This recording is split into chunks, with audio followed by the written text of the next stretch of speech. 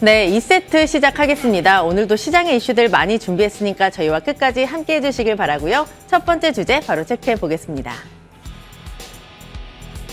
이번 주 빅테크 기업들의 실적 발표가 줄줄이 대기하고 있습니다. 미국 경기의 바로미터인 만큼 시장에 관심도 쏠려 있는데요. 그중에서도 세계 시가총액 1위인 애플의 실적을 주목을 해보려고 합니다. 28일 장 마치고 발표된다라고 하는데 이에 따라 우리 시장에 미칠 영향은 무엇이 있는지 체크해 보도록 하겠습니다.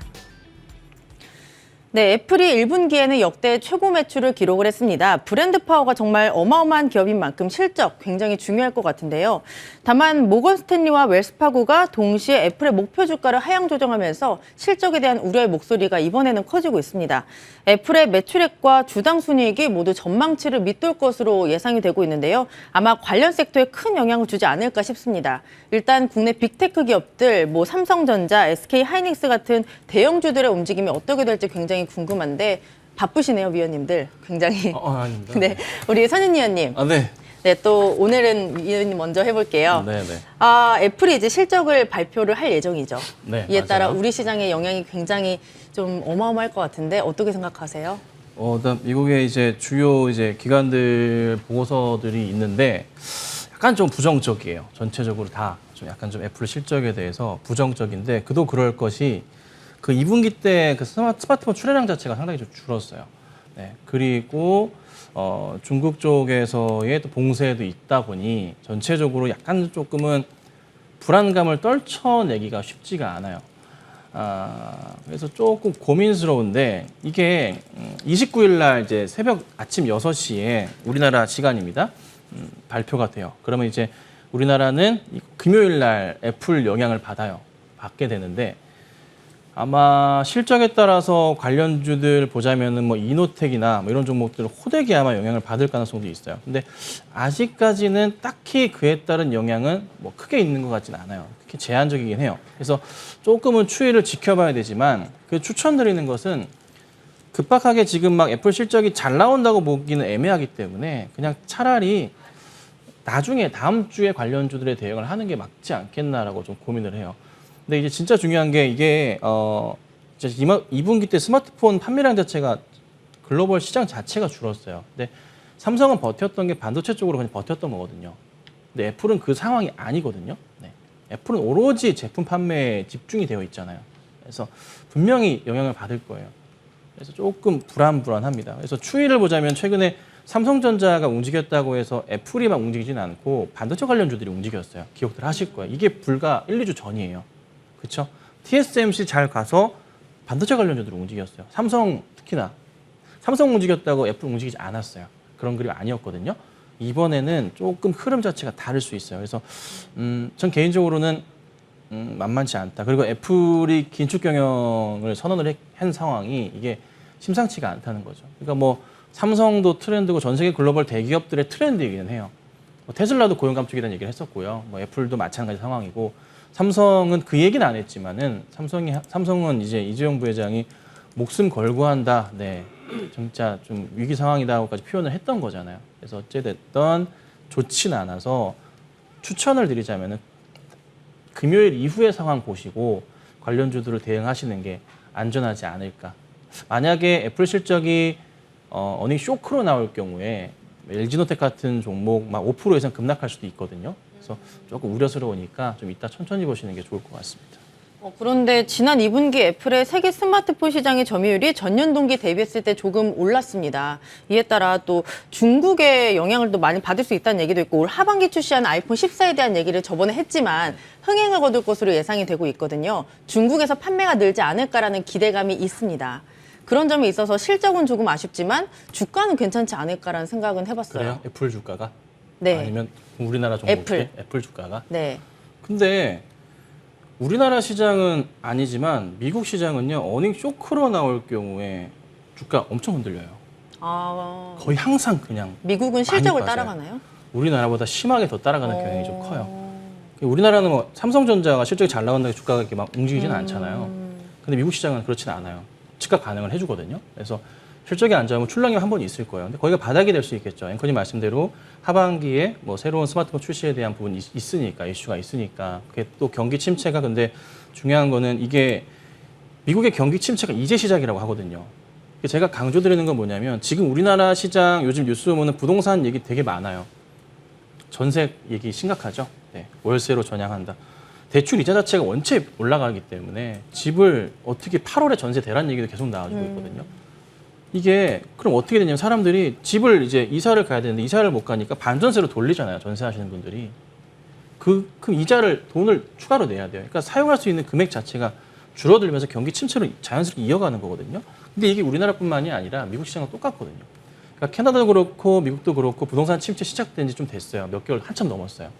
근데 이번에 이제 자이언트 스텝 들어가게 되면요. 금리 자체가 완전 달라져요. 우리나라도 또 따라 하겠죠. 아마 베이비 스텝으로 금통에 진행할 것 같긴 한데 추가 금리 인상이 올라간다고요. 근데 미국은 지금 3% 이상까지 연말까지 계속 올린다고 하고 있어요. 그리고 나서 새롭게 얘기가 나오는 게 뭐냐면 내년 6월 이후에는 다시 금리를 인하하지 않을까라는 그런 기사들이 나오고 있긴 해요. 경기 침체가 너무 이어지면 안 되니까. 그러니까 유가의 급등에 따라서 체감할 수 있는 그 시기 자체가 보통 한 짧게는 한 달에서 길게는 한 2, 3개월 걸려요. 그리고 물가에 대한 부분 체감할 수 있는 게 몇 개월 걸려요. 원자재값 상승에 따라서. 근데 그 포인트가 지금 나오고 있는데 그게 최근에 보시면은 유가도 그렇고 원자재값도 그렇고 상승 추세를 유지하고 있었기 때문에 이게 저희가 보는데 8월, 9월까지 이어질 거란 말이죠. 근데 이게 또 문제가 뭐냐면 금리 인상을 쉬지 않고 하긴 할 거란 말이에요. 미국이 이번에 자이언트 스텝을 진행을 하겠죠?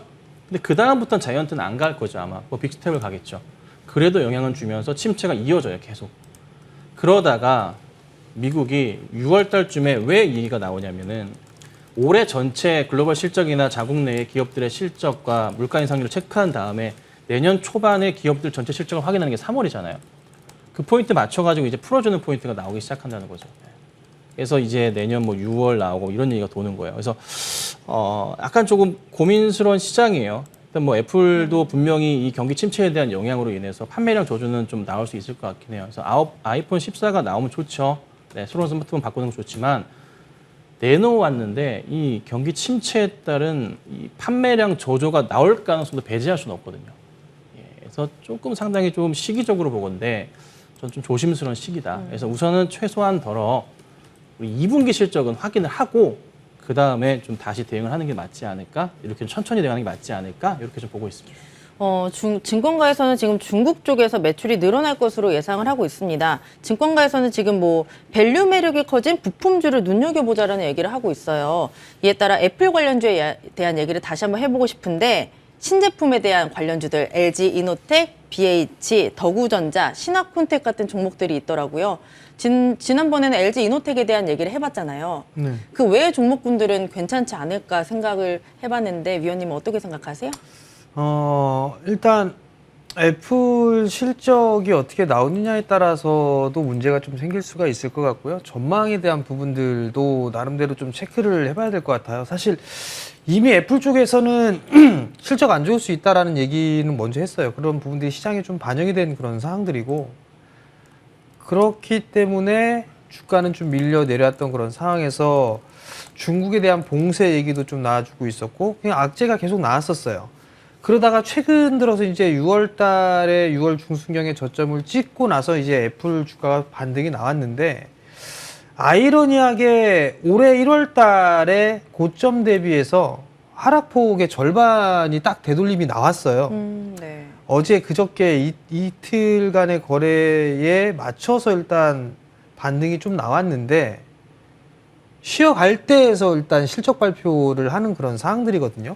그러면 애플 쪽이 실적이 좀 안 좋다라는 것, 안 좋게 된다라면 기술적인 분석을 봐도 좀 조정을 받을 가능성도 있겠구나라는 좀 생각을 해볼 수가 있을 것 같고요. 그리고 더 중요한 건 이제 다음 분기에 대한 부분들인 것 같아요. 아이폰 14가 예상보다는 좀 좋을 것이다라는 전망을 좀 하고 있고, 판매 대수를 준비하고 있는 수량을 조금 늘린다라는 얘기들도 좀 있는 그런 사항들이거든요. 그러면 그 부분들에 있어서의 전망치가 어떻게 되느냐에 따라서 부품주들이 일단 시비가 좀 엇갈리지 않을까라고 좀 보여지는데, 우선 뭐 LG노텍 같은 경우 뭐 애플 쪽에 공급을 하고 있는 그런 상황이지만 중첩되어 있는 그런 부분들이 좀 많잖아요. 뭐 애플카에 대한 이슈도 있고, 카메라 모듈 쪽에 있어서 공급을 하는 그런 부분들도 있고, 근데 일단 주가는 좀 많이 올랐어요. 네. 주가는 좀 많이 올랐기 때문에 뭐 LG에너텍은 좀 배제를 해놓는다라고 하더라도 뭐 더구전자나 뭐 이런 관련주들도 좀 있는 그런 상황들인데 주가가 좀 많이 빠져 있는 그런 상황들이에요. 그냥 지금 구간에서는 기술적인 반등 타이밍으로 좀 봐야 되지 않을까? 뭐 그렇게 좀 보여지고요. 그다음에 최근에 좀 괜찮은 부분들이 BH라는 좀 기업인데 이 기업은 애플하고 삼성 쪽하고 같이 부품을 좀 공급을 하고 있는 그런 상황들이에요.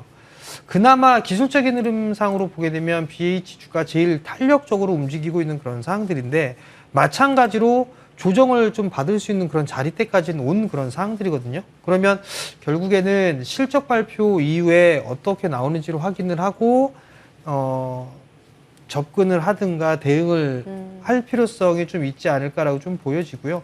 만약에 하게 된다라면 종목을 좀 본다라면 차라리 뭐 코리아 서키트나 이런 기업들 같은 경우도 애플 쪽하고 관련이 있어요. 코리아 서키트 같은 경우도 애플 쪽에 공급을 하고 있는 그런 상황인데 기판 쪽이잖아요. 네. 기판 쪽 같은 경우 오히려 실적에 대한 부분들이 상당히 좀 괜찮은 그런 상황들이니까 좀 뭐 코리아 서키트라든가 뭐 이런 종목군들이 좀 더 좋지 않을까 보여지고 뭐 인터플렉스 같은 경우도 애플 쪽에 좀 공급을 하고 있는데 인터플렉스 같은 경우 조금 불투명한 그런 부분들이 있어서 그나마 종목을 만약에 애플 관련주로 좀 본다라고 하게 되면 뭐 코리아 서키트라든가 BH 뭐 요 정도로 좀 볼 수 있을 것 같은데 BH는 단기에 좀 많이 올랐어요. 많이 올라갔던 부분들이 있기 때문에 실적을 좀 확인을 하고 그리고 난 다음에 좀 봐도 되지 않을까. 기술적인 흐름으로 봤을 때는 애플도 조정받을 자리대에 와 있는 그런 상황들이기 때문에 아마 조정을 좀 받지 않을까 싶어요. 뭐 어떤 시기에 맞물리든 간에 그렇게 좀 진행이 되지 않을까라고 좀 보여지기 때문에 일단 만약에 애플 관련주들을 매수를 해서 수익이 좀 나고 있다라면 저라면 좀 일부는 챙겨놓고 그리고 나서 좀 보지 않을까 싶습니다. 네, 두 분 다 일단 실적을 확인을 하고 대응을 해봐야 된다고 말씀을 하셨는데 제가 애플 얘기를 찾다가 보니까 이런 얘기가 있었어요. 미국의 투자 규제, 워런 버핏이 집중적으로 투자하는 종목 중에 하나가 또 애플이라고 하더라고요. 카드 회사 아멕스, 코카콜라, 애플, 정유 회사 세브론 이렇게 4가지 종목을 갖고 있다고 하는데 애플의 비중이 가장 많다고 합니다. 이런 점이 있어서 장기적으로는 애플 쪽이 괜찮다는 얘기가 아닐까요? 근데 이제 네. 그 보통 한 종목 사시면 네, 뭐 10년, 20년, 진짜 장기적으로. 30년 네. 이렇게 코카콜라는 뭐 네. 40년 아닌가요? 그 정도 이제 가져가시는데 파실 땐 또 과감하게 파시거든요. 아, 그래요? 팔고 있어서 그래서 저는 이제 우선은 최근 뭐 가장 많이 들고 있다고는 하지만 그거는 워렌 버핏이고 그러니까 보통 뭐 10년 이상 주식을 가져가시는 분들 그거 보고서 대응하시는 분들이 누가 있어요. 우선은 빠질 때 우리는 우선 빠지면 기다렸다가 사고 그다음 급등 나오면 또 팔아 치워가지고 또 용돈벌이 하시고 하셔야 되잖아요. 그러니까 당장에 있어서는 우선 악재 상황은 존재하니까 뭐 그게 아니라면 사실 뭐 애플카 나올 때까지만 최소한이라도 가져가신다면 나쁘진 않겠죠. 애플카 나올 때까지 애플카가 언제 나올까요? 최소 몇 년 뒤잖아요. 뭐 그때까지만 보시더라도 저는 나쁘진 않다고 보긴 하지만 우선은 단기 추세에서 봤을 때는 실적은 체크해야 되니까 아마 좀 대응을 하시는 게 맞지 않을까요? 만약에 저는 이제 개인적으로 워렌 버핏 스타일이다 하신다면 최소한 그 정도까지 못 버티겠지만 애플카가 출시될 때까지는 기다려보시는 것도 나쁘진 않겠다. 뭐 이렇게는 저는 추천드릴 수 있을 것 같아요. 하지만 뭐 완전 초장기라고 하죠. 네, 그렇게까지 지켜보시는 것은 힘들지 않나. 보통 개인들 길게 가져간다 하시면 저도 개인적으로 한 뭐 4년까지는 보고 정말 큰 수익 보고 나오긴 했어요. 한 뭐 7, 8배까지 봤는데 기다리기 힘들단 말이에요. 정말 힘들어요. 중간에 과정 자체가 사람 피를 말려요. 네. 이게 많은 돈을 한 번에 넣어버리게 되면은 쓸 돈도 부족해지고 이제 수익이 안 난 상태 종목을 정리하는 경우들도 많잖아요. 네, 그래서 그런 스트레스가 많으니까 그런 부분들이 있긴 한데 저는 그래서 개인적으로 우선은 짧게나마 보시는 거 우선 추천드리고요. 뭐 길게 본다면 적당한 비중으로 해서 뭐 애플카까지 보시는 건 어떨까? 이렇게 말씀드리고 싶네요. 그리고 사실 이게 네. 애플이 그 워런 버핏이 원래는 기술주들 투자를 잘 안 했었어요. 아, 그래요? 산업재테크에서 굴뚝주들 위주로 좀 투자를 많이 했었어요. 그러다가 이제 시기가 세상이 좀 바뀌는 부분들 때문에 이제 IT 쪽 섹터에 투자를 좀 하고 막 그랬었는데 매수를 했던 타이밍이나 이런 부분들을 보게 되면 주가가 올라가 있을 때 매수를 한 적은 거의 없어요. 그러니까 예를 들어서 뭐 금융위기 겪고 뭐하고 했을 때 뭐 철도주들 사고 뭐하고 막 했을 때 급락이 나왔을 때 샀던 부분들이라 에너지주들을 매수를 했을 때도 급락이 나왔을 때 포트에 채워지는 그런 부분들이 있어요. 네. 근데 지금 뭐 애플 같은 경우 뭐 워런 버핏이 많이 보유를 하고 있다? 뭐 물론 장기 투자에 대한 부분들이 있는데 한번 바꿔서 생각을 해보면 단적으로 우리나라로 돌아와서 20년도에 삼성전자 10만 전자 간다 뭐 한다 해서 장기 나는 이거 투자 마인드로 할 거야 라고 매수를 했지만 정작 주가가 빠지니까 되게 심적으로 고통스러운 그런 부분들이 있어요. 그러니까 이 접근법 자체가 상당히 좀 다른 부분들이에요. 다르게 좀 봐야 되는 그런 사항들이고 아예 워런 버핏 같은 경우는 몇 년을 보겠다라는 그 시기적인 부분들로 좀 보는 거고 사실 개인 투자자분들 같은 경우도 멀리 보고서 매수를 하시는 분들도 많겠지만 네. 이게 자금의 한계력도 있는 그런 사항들이고요. 그리고 빨리빨리 우리나라 전통적으로 맞아요. 빨리빨리가 답답해요. 제일 커요. 최근에 그 얘기 나오잖아요. 개인들 다 주식시장 떠나고 있다고. 맞아요. 20년도에 그 말도 안 되는 그 시장에서 온갖 환상에 젖어갖고 주식시장에 들어왔다가 21년도, 22년도 계속 밀려 내려오니까 이제 공포에 질린 거예요. 이렇게 할 바엔 그냥 은행에 집어넣지 그 생각들을 하다 보니까. 근데 만약에 다시 이게 시장이 개선이 더 좋아지게 되고 3천이 가고 이렇게 되잖아요. 그럼 또 다시. 개인들 다시 들어와요. 그거는 항상 역사가 계속 반복적으로 나왔던 그런 부분들이 있었기 때문에 언젠가 다시 돌아오는 그런 부분들이 있지만 워런 버핏 같은 경우는 애플이라는 게 휴대폰이 많이 판매가 돼서 이 메리트로 들어온 부분들은 아니에요. 이게 가장 결정적으로 삼성이라는 갤럭시와 아이폰의 차이점이라고 볼 수가 있거든요. 삼성은 안드로이드 기반이잖아요. 네. 애플은 자체 OS가 있어요. 맞아요. 그 자체 OS로도 엄청난 수익을 내고 있는 그런 상황이거든요. 근데 삼성은 자체 OS가 없어요. 그걸 개발하려고 했지만 결국 포기를 했던 그런 부분들이고 애플은 그 자체 OS로 인해서 아이폰을 판매하는 거기에 수익도 나겠지만 그 OS에 대한 부분들도 수익 구조가 많이 늘어나는 그런 상황들이란 말이에요. 테슬라가 그걸 따라하고 있는 그런 상황들이고 네. 그러다 보니까 워런 버핏 같은 경우는 그 애플의 사업 구조를 상당히 높이 평가를 하고 있는 거고 그렇기 때문에 투자를 한 부분들이다라고 좀 보시면 좋을 것 같거든요. 애플카가 뭐 작년 초부터 맞아요. 얘기가 나왔던 부분들이에요. 근데 아직까지 지지부진한데 나올 것 같긴 해요. 특허를 몇백 개를 했다고 하더라고요.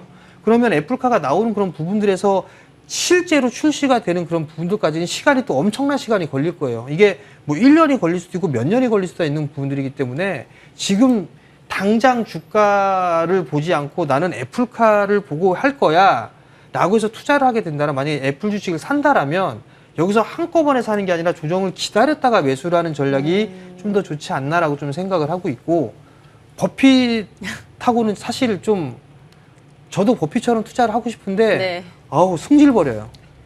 승질버리고 인내심의 한계가 느껴지고 그리고 특히나 더더욱더 우리나라는 맞지가 않아요. 정말 점점점 그 느끼는 게 많은데 미국 주식 같은 경우는 분기 배당도 하고 월 배당도 하고 배당이 많단 말이에요. 자사주 소각도 하고 상당히 주주 친화적인 정책들을 많이 해요. 근데 우리나라 같은 경우 많이 좋아졌지만 그래도 아직까지 좀 부족한 부분들이 있는 그런 상황들이거든요. 그런 부분들이 좀 개선이 되는 모습들이 좀 보여줘야 투자를 할 수 있는 그런 마인드가 형성되지 않을까 싶습니다. 안 그래도 유튜브 댓글을 보니까 워런 버핏 한국장 오면 깡통 찬다의 한 표. 아마 미국장하고 우리장하고 많이 다르니까 좀 대응 방안이 실제로 다르겠죠. 우리나라 주식을 보유하고 있던 기업들도 있어요. 과거에는 아, 포스코도 그래요? 있었고요. 오. 그리고 중소기업이지만 YG원이라는 기업이 있어요. 아마 워런 버핏의 자회사였을 거예요. 이스카가 지분취득에 좀 보유했던 기업도 있고 상당 부분 몇 종목이 있었어요. 그렇게 대량으로 있지는 않지만 수익을 냈을까요? 수익을 내고 나간 걸로 저는 기억을 하고 있어요. 역시 장기로 하면 수익은 그렇겠죠. 내긴 하네요. 네. 네, 이렇게 첫 번째 주제 애플과 관련주 이야기까지 나눠봤으니까 참고해 보시길 바라고요. 두 번째 주제로 넘어가겠습니다. 네, 잊혀질만 하면 한 번씩 이슈가 나오는 것 같습니다. 펄프 가격이 월간 기준 역대 처음으로 $1,000를 돌파했습니다. 올해 1월과 비교했을 때 거의 50%나 가격이 급등을 했고요. 이 펄프 가격이 최고치를 기록하면서 제지업체들이 수혜를 받지 않을까 하는 기대감에 관련주들이 오늘 강한 움직임을 보여주고 있습니다. 이 흐름 어떻게 해석을 해서 대응을 해봐야 될지 두 분과 이야기를 나눠보도록 하겠습니다. 네, 이렇게 이슈가 한 번쯤 잊혀질 때마다 이렇게 터지는 것 같아요. 지금 펄프 가격이 6개월째 고공행진하고 있는데 이유를 찾아보니까 전쟁으로 인해서 공급망 차질이 계속되고 있고 또 스태그플레이션의 우려가 커지면서 가격이 계속 오른다라는 얘기가 있었습니다. 이렇게 가게 되면 가격이 지금보다 더 오를 수도 있지 않을까 하는 생각이 드는데 그렇다면 주가도 더 가지 않을까요? 오늘 움직임이 나오고 있다고 보기는 조금 애매하긴 하고 네. 요즘에 그래도 관련주들 움직임이 있긴 있었어요. 올 초부터 해서 계속 움직임이 많이 나왔어요. 관련 이슈로 해서. 뭐 무림페이퍼 같은 경우는 올 초 2월 달부터 해가지고 2배 이상 올랐다가 다시 제자리를 돌아왔다가 다시 오늘 좀 움직임이 나오고 있는 상황이기도 하고 뭐 영풍제재 같은 경우에는 급등이 꾸준하게 올 초에 나왔었죠. 이게 올라갔던 이유를 살펴보니까 6월 달에 결국 얘가 이제 M&A가 됐거든요. 관련 이슈로 좀 급락을 하긴 했는데 다시 또 움직임이 포착이 좀 되고 있는 모습이 좀 보이기도 하고 뭐 이래저래 이슈는 좋아요. 펄프 값이 $1,000를 넘어갔어요. 추가 상승이 나올 가능성 배제할 수는 없을 것 같아요. 근데 이게 원자재 값 자체가 한번 급등이 나온 이후에 한동안에 좀 횡보 조정세를 거치거든요. 특징적인 가격대가 있는데 펄프는 $1,000 기준으로 아마 조정을 좀 거치지 않을까 싶어요. 그러니까 횡보장을 유지한다는 거죠. 그리고 나서 아마 하락이 좀 나올 가능성이 높고 특히나 이전에 우리가 원자재 봤을 때 한 2달 좀 넘게 해서 2달 가까이 정도 고점을 유지하다가 다 밀렸던 모습이 나왔거든요. 특히나 계속 그랬어요. 그래서 곡물가도 그래왔었고요. 그래서 조금은 유가도 그랬습니다. 그래서 펄프 자체도 그럴 가능성이 높기 때문에 한번 급등이 나올 때 빠르게 좀 정리하시는 전략은 제가 볼 때는 굉장히 좀 중요할 것 같아요. 그래서 오늘 관련주 많이 올라요. 많이 오르고 있는데 더 갈까? 그래서 저는 굳이 이 업종 관련해서는 그냥 이슈로서 짧게 보는 전략이 필요하지 계속 가져가시는 것은 추천드리진 않아요. 오늘 뭐 특히 신풍제재 같은 경우 20% 이상 뭐 급등을 하기도 하고 있는데 오늘 장중 보면은 윗골이 달리고 계속 밀리는 모습들이 많이 나오거든요. 특히나 뭐 무림 같은 경우도 그렇고 전체적으로 다 그래요.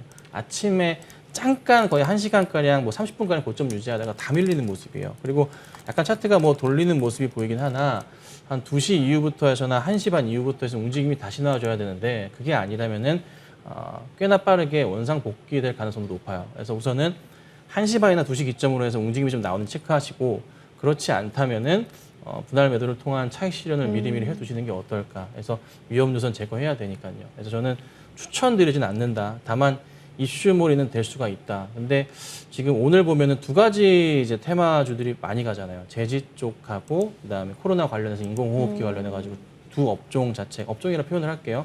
테마가 이제 많이 올라가고 있기는 한데 금방 꺼지거든요. 종목 자체가. 제지는 그나마 좀 버티기는 해요. 그래서 조금 낮긴 하지만 이게 신풍제지만 보더라도 전 고점들이 굉장히 꽤나 두터워요. 그러니까 신풍제지 보면은 4월, 5월 달 꽤나 두터운 고점대가 형성이 되어 있어요. 이 고점대가 어떻게 형성이 되냐면은 급등 나왔다 빠지고 급등 나왔다 빠지고의 반복이 나와 있어요. 이게 한 달가량 유지가 됐어요. 그러면 그 가격대가 2,200원, 2,400원대인데 그 위로 올라가기 시작하면요. 그 전에 4월 달, 5월 초까지 물려 계셨던 분들, 시장 안 빠질 때예요. 그때 물려 계셨던 분들이 너나 할 거 없이 다 던지게 될 겁니다. 근데 이게 뭐 신풍제지뿐만이 아니라 뭐 제지들 가운데서 그런 흐름들이 많이 보이긴 해요. 무림페이퍼 같은 경우에도요. 4월 달 이슈 바꿔서 5월 초까지 올라갔어요. 그 포인트가 또다시 오게 되면요. 물량 무조건 던져집니다. 네, 무조건 나와요. 그래서 지금 벌써부터 그런 흐름이 좀 보이기 때문에 정말 조심하셔야 되지 않을까. 이렇게 좀 보고 있습니다.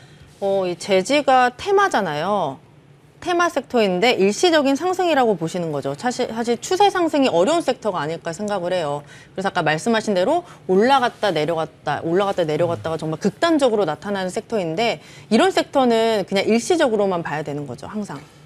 그렇지도 않긴 한데 네. 주기적으로 그렇게 움직이거든요. 그러니까 누군가 꼭 장난치는 것처럼 한번 물량을 바닥에서 모았다가 대규모 이슈가 좀 터질 것 같은 시기에 맞춰서 막 물 뿌려대는 건데 지금 사실 굉장히 이슈가 좋긴 해요. 가격이 급등을 하고 있으니까 원자재값 상승에 맞춰서 뭐 제가 아까도 이제 원차트 말씀드렸지만은 아직 이슈화가 안 된 그런 테마도 있어요. 네.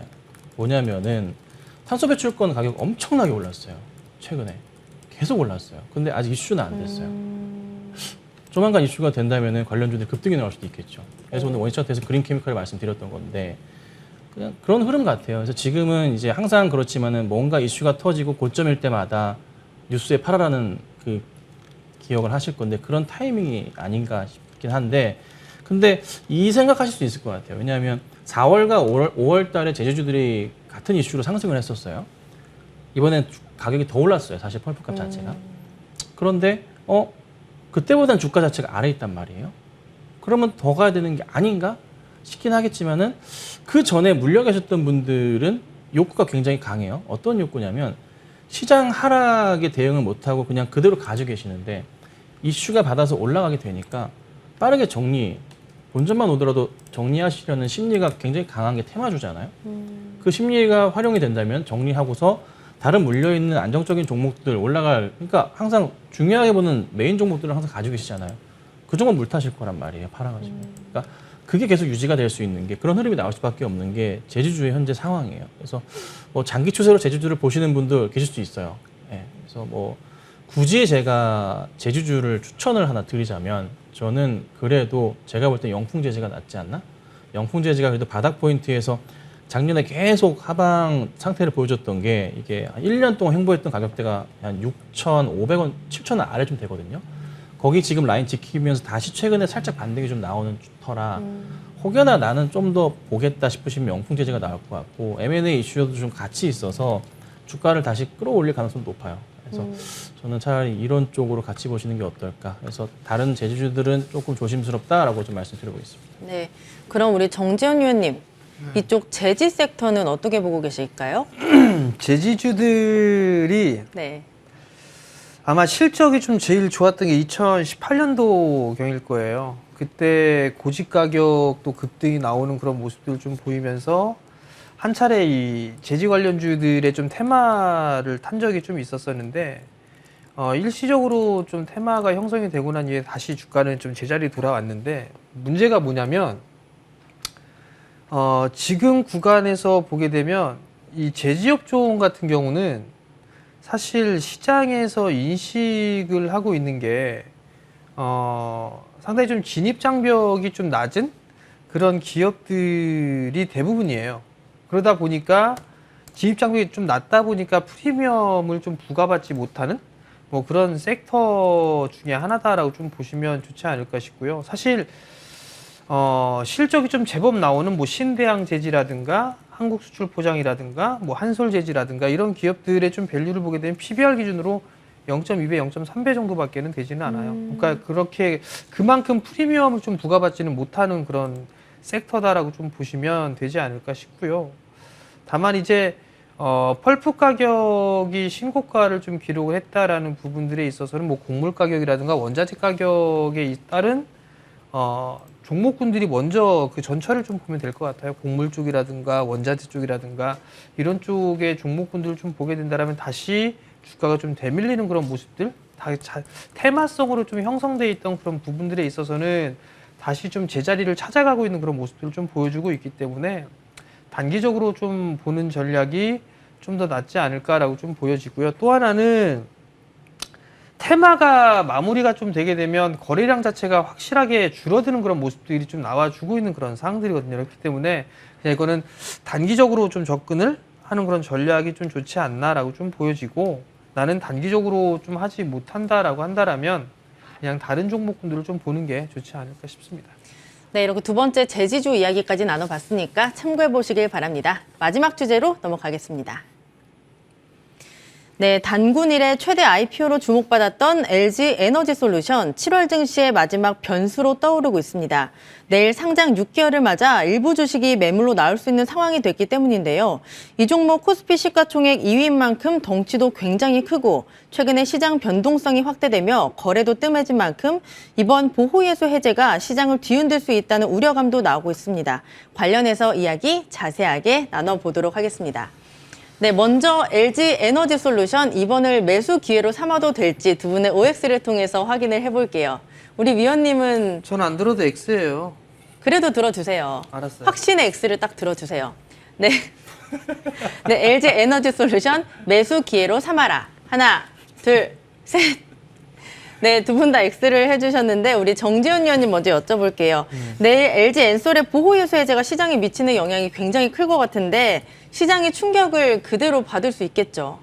글쎄요, 이거는 좀 보호예수가 해제가 된다고 해서 그냥 다 매도가 나올까? 시장에 다 추리가 될까? 그럴 것 같지는 않아요. 근데 이제 블록딜이나 뭐 이런 형태로 해서 진행이 되지 않을까 싶은데, 보호예수가 풀림으로 인해서 오히려 LG에너지솔루션의 방향이라든가 이런 부분들이 어떻게 되는지를 좀 봐야 되지 않을까 싶은데, 지금 사실 밸류가 그렇게 싼 밸류는 아니기 때문에, 그리고 보호예수가 풀리는 그런 부분들이 이렇게 작은 부분들도 아니고, 그렇다면 오히려 매물에 대한 압박을 좀 받을 수 있지 않을까, 저는 그렇게 좀 생각을 하고 있어요. 그렇기 때문에 접근을 매수의 기회다라고 좀 보는 거는 다소 좀 무리가 있지 않을까? 뭐 밸류가 좀 싸다거나 그렇게 좀 한다라면 뭐 매수를 해봐도 좋겠습니다라고 좀 말씀을 드릴 수가 있을 것 같은데,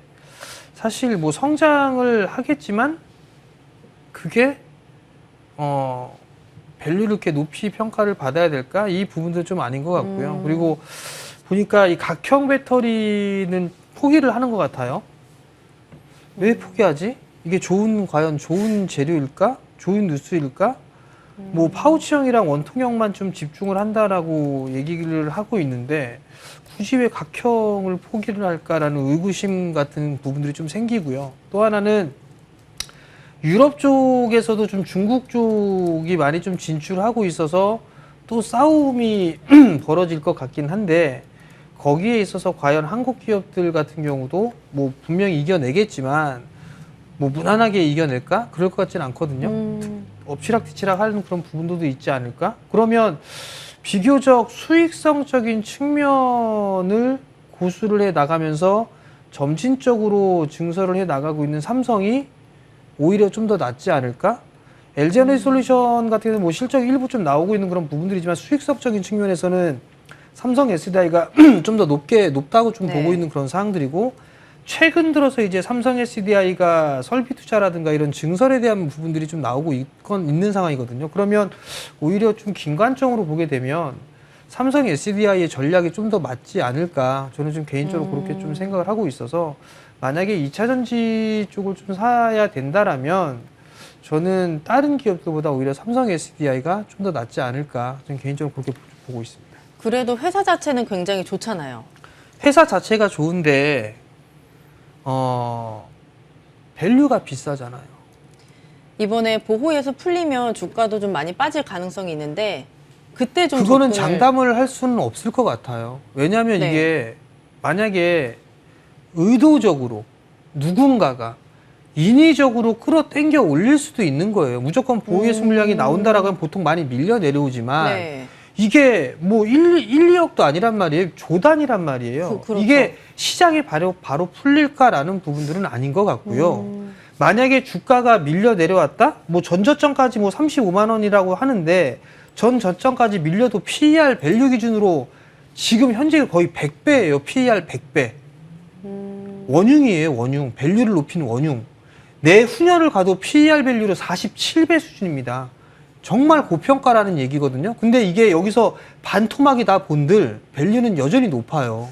근데 이게 장기적으로 성장을 할 수 있다? 물론 보는 시각에 따라 달라질 수도 있겠지만 저는 너무 비싸다라는 얘기고, 그러면 만약에 이 기업이 정말 잘 성장을 해 나갈 거고 한다라면 LNF나 에코프로비엠이나 못 올라갈 이유가 없어요. 여기서 따따블을 더 가야 돼요. 그래야 밸류가 좀 비슷해지는 상황까지 오는데 얘네들이 못 올라간단 말이에요. 근데 한 가지 봐야 될 부분들은 LG에너지솔루션이 누구나 다 지금 보호예수에 대한 경계를 하고 있는 상황이거든요. 그렇죠. 근데 막상 그 물량이 나오지 않고 쳐올리는 경우도 분명히 있을 거예요. 만약에 그렇게 된다면 에코프로비엠이나 LNF도 같이 움직일 거예요. 그러면 그걸 따라가느냐? 저는 에코프로비엠이나 LNF나 마찬가지로 매도의 기회를 보는 거지 저는 따라 들어갈 것 같진 않아요. 왜? 밸류가 높으니까. 더 싼 종목군들이 많으니까. 그들 종목군들이 저는 더 많이 간다라고 좀 보고 있기 때문에 저는 글쎄요. 만약에 LG에너지솔루션을 상장을 했던 초창기 때 뭐 50만 원대도 있고 거의 뭐 40만 원대 후반도 있고 한 상황인데 만약에 그렇다라면 물려 계시던 분들이라면 전 일단 빠져나오는 게 탈출. 목적이 아닐까 저는 그렇게 좀 생각을 하고 있습니다. 수익권인 분들도 지금 탈출을 해야 된다 이렇게 보시는 건가요? 저는 그래야 되지 않을까 싶어요. 수익권인 분들도요? 네. 일단 챙기면서 봐야 되지 않을까 싶어요. 왜냐하면 성장을 하겠지만 네. 밸류 자체가 원체 높은 상황이기 때문에 그래도 일단 챙기면서 좀 보는 게 낫지 않을까. 그리고 저는 여전히 LG 에너지 솔루션이나 SKI 테크놀로지보다는 삼성 SDI가 더 낫다라고 좀 보고 있어요. 네, 그렇다면 우리 선윤 위원님. 네. LG 에너지 솔루션 지금 접근을 하면 안 된다라고 X를 들어주셨는데 그 이유를 들어볼게요. 아니 근데 이게 네. 좀 의심스러운 게 뭐냐면 네. 보호수 물량이 내일 풀린다고 하잖아요. 주가가 안 빠져요. 어제도 오르고 오늘도 올라요. 특히나 좀 살펴보자면은 어제와 오늘 외인과 기관들이 같이 매수를 하고 있어요. 오늘도 잠정치로 매수가 잡히고 있는 모습이고 거래량 자체가 이제 현재 오늘까지 50만 주인데 거래량이 최근에 많이 죽어 있었는데 최근에 거래량이 좀 늘고 있어요. 그러니까 거래량이 뭐 21일 같은 경우에 18만 주, 뭐 20일에 18만 주, 20만 주 이러다가 10만, 14만 주 때도 있었고 그러다가 금요일 30만 주 나오더니만 어제 65만 주 거래량이 나왔고 오늘 추세상으로 보자면은 이 거래량 자체가 한 80만 주 이상까지 생각해 볼 수 있는 그런 거래량이 좀 나와주고 있는 상황이에요. 이게 그 기관들이 팔 수 있는 물량이 900만 주가량이 된단 말이에요. 내일부터 팔 수 있는 물량이. 어떤 의심이 드냐면 기관들이 당장에 이거를 정리를 안 할까? 현재 수익률이 한 30%가 정도가 돼요. 기관들 들고 있는 물량이. 그래서 이거를 정리를 안 한다는 거를 자기들끼리 공유한 건가? 뭐 이런 생각도 들어요. 개인적으로 그냥 네, 음모론을 한번 제기해 보겠습니다. 근데 그도 그럴 것이 주가가 왜 가냐고요. 네, 상황 자체가. 바닥이라고 간다? 뭐 근데 수급 상황이 이런 상황이에요. 내일 까봐야 알겠죠. 페이크일까? 개인들 물량을 좀 개인들한테 물량을 떠넘기기 위한 뭐 그런 모습을 보이는 건가? 우선 추이는 봐야겠지만 수급 상황이 굉장히 좀 양호한 상황이 좀 보여주고 있어서 굉장히 의심스럽긴 해요. 근데 정말 조심을 하셔야 될 게 우선 LG화학 물량은 나오진 않겠죠. 최대주주 물량이니까. 그쵸. 근데 이제 기관들 물량 자체는 일부는 분명히 나올 것이다라는 게 판단이에요. 그래서 좀 더 높은 가격을 얻어내기 위한 전략적인 지금 매수 대응을 하는 건가? 왜냐하면 900만 주가 다 한 기간은 아니지만 기관들이 좀 담합하지 않았을까라는 그런 음모론을 제기할 수밖에 없는 상황인 거죠. 왜 내일 나오는데 왜 이틀이나 이렇게 움직이냐는 거죠. 그렇잖아요. 그래서 개인 투자자분들이 조금은 좀 조심스러운 접근을 하시는 게 맞지 않겠나 싶고 내일 우선 상황 보시고 나중에 대응하셔도 괜찮잖아요, 솔직히. 그러니까 천천히 보셔도 돼요. 급하게 내일 당장이나 보호수 물량 뭐 보고서 바닥을 확인해서 들어가려는 그런 뭐 의도보다 그냥 또 올라가니까 이상해서 따라 들어가는 이런 것보다는 그냥 한 달 뒤, 두 달 뒤 LG 엔솔 사시면 돼요. 굳이 뭐 왜 지금 어차피 뭐 2차 전지주들 길게 보실 거잖아요. 2년 뒤, 3년 뒤 보시고 대응하시는 업종 자체가 2차 전지이기 때문에 그냥 한 일주일에서 최소한 한 달 정도는 쳐다보지 말자는 게 제 의견이에요. 그게 나아요. 그래서 차라리 다른 종목 대응하셨다가 수익 보시고 나중에 들어오시면 어떨까. 그래서 좀 오늘과 어제의 움직임이 너무나 좀 의심스럽다는 거. 그래서 조금은 조심스러운 대응을 해야 되지 않을까라고 좀 말씀드려봅니다. 유튜브 댓글을 보니까 저는 35만 원 오면 적극 매수할 겁니다. 라고 말씀하시는 분이 계신데 그런 건 어떻게 생각을 하세요? 저점에 왔을 때. 뭐 나쁘지 않죠. 보호수 물량이 이게 그 900만 주가 이제 풀리게 되면은 사실 뭐 전체 주식수랑 따져봤을 때 뭐 많은 수량은 아니에요. 그래서 크게 영향 자체가 없을 가능성도 있어요. 근데 하루 거래량, 그러니까 LG 화학에서 갖고 있는 게 80% 이상이다 보니까 하루 거래량 자체가 기껏 나와봐야 지금 뭐 20만 주 좀 근처였고 지금 최근에 늘어서 40만 주, 50만 주 이렇게 가는 거니까 그 물량 중에 10분의 1만 하루에 턴다고 하더라도 90만 주 물량이 나오니까 영향은 받겠죠. 근데 생각해 보자면 일반 공모 유상증자도 그렇고 만약에 1000만 주 기준으로 해서 100만 주를 신규 발행한다고 했을 때 보통 그 폭에 해당하는 10% 정도가 보통 빠지게 되거든요. 근데 그것만 생각한다면 거의 빠지진 않는 게 맞아요. 근데 하루 거래되는 물량이 있다 보니까 그리고 기관들이 지금 제 생각에는 이 대규모의 물량을 털기 위해서 거래량을 확대시키는 게 아닌가라고 생각이 들기도 해요. 그래서 밀린다면 35만 원대는 좋은 가격이긴 해요. 왜냐하면 7월 4일 날 저점 자체가 35만 2천 원짜리가 나와줬거든요. 이 자리를 기점으로 생각하시는 것 같은데 여기를 깨고 나면은 우선은 바로 사시는 거는 저는 반대고 35만 원 이탈하게 될 경우에는 추가 하락이 조금 더 나올 수도 있어요. 거기 보시면서 뭐 그때부터 분할 매수를 통해서 중기적, 장기적 관점으로 대응하시면 너무 좋겠죠. 근데 그래도 깰 때는 일단 조심해야 되는 게 맞으니까 좀 차분하게 지켜보시는 게 맞지 않을까 이렇게 좀 보고 있습니다. 네, 이렇게 토론은 여기서 마치도록 하고요. 오늘 머니 차트에서 말씀하셨던 그린케미칼 급 네. AS를 해보도록 하겠습니다. 이 종목이 지금 굉장히 잘 가네요. 지금 그린케미칼을 아까 이제 처음에 이제 말씀드릴 때 마이너스였거든요. 근데 지금 오늘 지금 15% 가까이 급등을 하고 있어요. 근데 이게 다른 이제 탄소 배출권 관련된 종목들을 살펴보니까 움직이진 않고 있어요. 뭐 대표적인 종목들 뭐 KC 호텔 같은 경우에도 움직임 전혀 없는 상황이라 이 종목이 왜 움직이는지는 아직까지는 모르겠어요. 근데 혹여나 좀 종목에 대해 큰 틀에서 살펴보자면 뭐 무상증자를 하는 건가 뭐 그런 생각이 들기도 하고 뭐 어떤 이슈가 있을 것 같긴 한데 M&A 이슈가 도는 건가까지는 모르겠으나 현재 일단 급등을 하고 있는 터라 급하게 정리하시는 거 추천드리지 않고요. 제가 내일 12시 방송에서 좀 자세하게 다시 한번 말씀드려볼 테니까요. 우선 오늘은 좀 홀딩하고 지켜보시는 게 좋을 것 같습니다. 네, 그린케미칼 일단 홀딩하자라고 말씀을 해주셨으니까 참고해 보시길 바라고요. 이 세트는 여기서 마치도록 하겠습니다. 바로 허반석 위원의 작전 리포트로 넘어갈 테니까 끝까지 본방사수 부탁드립니다. 두 분 간에 여기서 인사 나누도록 할게요. 고맙습니다.